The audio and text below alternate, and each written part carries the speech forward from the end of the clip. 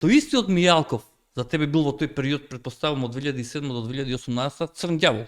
Пошто си поминал, нели, и си тој решето, си се тужал, во основен суд, апелација, врховен, уставен и така натаму и така натаму.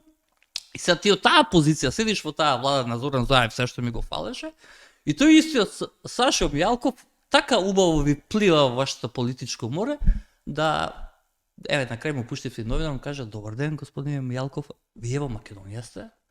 И кажи ми како ти тоа го гледаше, како ти можеше после тоа да спиеш мирно, чисто ме интересира. Пази, еден кој што за мене би бил црн ѓавол, кој што од нечовечни лукративни причини против мене ќе води свесно.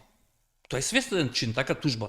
Не, тој несвесен, некој не му рекол братучат му Груевска и тужи го ти Јани Макрадули.